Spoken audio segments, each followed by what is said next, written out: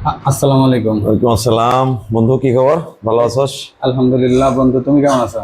আছি আলহামদুলিল্লাহ। ঈদ কেমন কাটলো বন্ধু? আলহামদুলিল্লাহ, অনেক ভালো কাটছে। আচ্ছা, তুমি তো সম্প্রতি পুত্র সন্তানের জনক হইলা, অনেকদিন দাম্পত্য জীবনের পরে, তো কেমন লাগলো? আহ এটা আসলে ভাষায় প্রকাশ করার মতো না, কারণ দীর্ঘ 13 বছর পরে ছেলে সন্তানের বাবা। আল্লাহর কাছে চাওয়া ছিল যে বাবা হারানোর পরে আল্লাহ তুমি যেন আমার একটা বাবাই দিও। তো আল্লাহ সেই ডাক্তার কবুল করছে। আলহামদুলিল্লাহ, খুবই ভালো কাটছে ঈদটা। তো ছেলেকে নিয়ে প্রথম ঈদ করলাম নাকি? ও, এর আগে রমজানের ঈদ গেল, তখন তো এবার একদম কুরবানের ঈদ।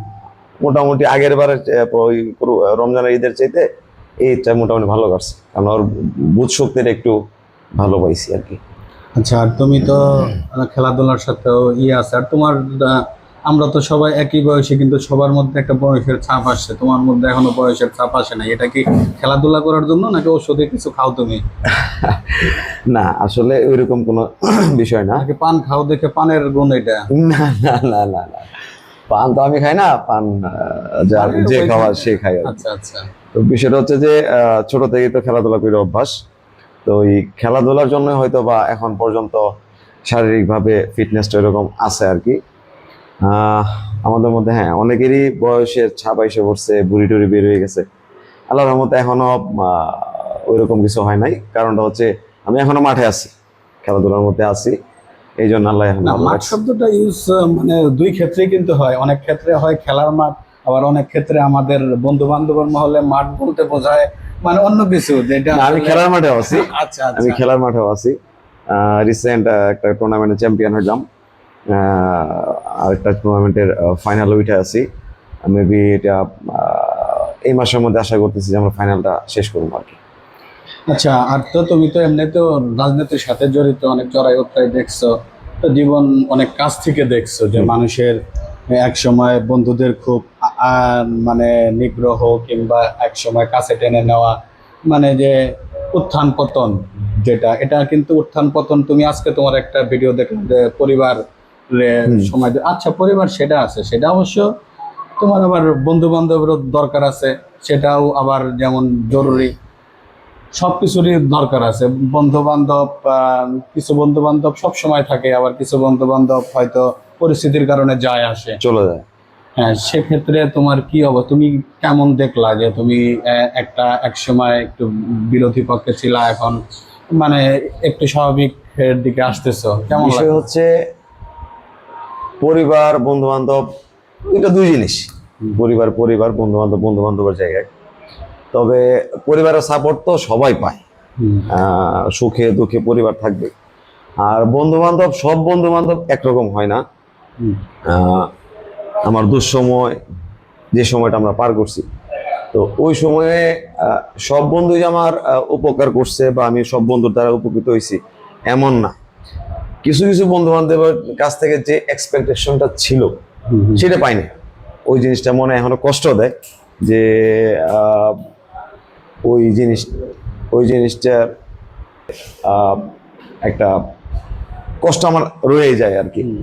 আর যে সমস্ত বন্ধু বান্ধব উপকার করছে আমি তাদের কাছে চিরকৃতজ্ঞ। বিশেষ করে আহ, গত তত্ত্বাবধায়কের আমলে আমার ওই 2টা বছর যে পরিমাণ কষ্ট গেছে, আমার হাতে কোনো দু একটা বন্ধু বান্ধব আমাকে খুবই খুবই হেল্প করছে। যেটা ওই সময় কিছু কিছু বন্ধু বান্ধব পাইছিলাম, আমি দেখছি যে আহ, আমার সঙ্গে কথা বলাটাও তাদের কাছে এক প্রকার একটু ঝামেলা মনে হইতো আর কি, সমস্যা মনে হইতো। তো ওই সময় কয়েকটা বন্ধু বান্ধব আমাকে যথেষ্ট হেল্প করছে, আমি তাদের কাছে চিরকৃতজ্ঞ। আচ্ছা, আরেকটা জিনিস যে সবাই বলে একটা রাজনৈতিক প্রেক্ষাপট চেঞ্জ হলে যে আমার কি দোষ। সেক্ষেত্রে আমি যতদূর বুঝি যে তুমি যখন থেকে রাজনীতির সাথে জড়িত ছিলা, তখন তোমরা পুরাটা সময় তত্ত্বাবধায়ক সরকার থেকে শুরু করে এই 5ই আগস্ট আগ পর্যন্ত তোমরা বিরোধী পক্ষে রাজনীতি করে আসছো। হ্যাঁ। কিন্তু এখান থেকে কিন্তু তুমি বোঝার পরে তুমি সরকারি দলের কোনো সুবিধা পাওয়ার কোনো সম্ভাবনাও ছিল না, এবং তোমার কোনো অন্যায় করার সুযোগও ছিল না, কিন্তু তোমার ভোগান্তিটা কিন্তু ঠিকই তোমার পোহাইতে হয়েছে। পোহাইতে হয়েছে। তাহলে তখন তোমার কি দোষ ছিল যে তার জন্য তোমার ভোগান্তি পোহাইতে হয়েছে? মানে সবাই এখন একটা পক্ষ যখন চলে গেছে, তারা অনেকে দাবি করে যে আমার কি দোষ। সেক্ষেত্রে তোমার কি দোষ ছিল? তুমি কি শুধু এই যে দলীয় মতাদর্শের কারণেই তোমার এই ভোগান্তি পোহাইতে হয়েছে, নাকি তোমার কোনো দোষের জন্য ভোগান্তি পোহাইতে হয়েছে বলে তুমি মনে করো? না, আমি মনে করি না যে এটা আমার ব্যক্তিগত দোষের কারণে আমার এই ঝামেলাগুলো পোহাইতে হয়েছে। কারণ ব্যক্তিগতভাবে আমার সঙ্গে সেরকম কারো কোনো ক্ল্যাশ ছিল না, বিগত দিনেও ছিল না, এখনো নাই।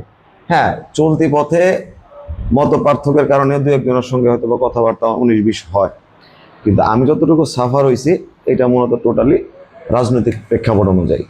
আচ্ছা আচ্ছা। তো মানে তোমার কি মনে হয় না যে আমাদের যে রাজনৈতিক কালচার আমাদের দেশের, যে এক পক্ষ যখন থাকবে আরেক পক্ষ থাকবে না, এরকম এই কালচারটা পরিবর্তন হওয়া উচিত?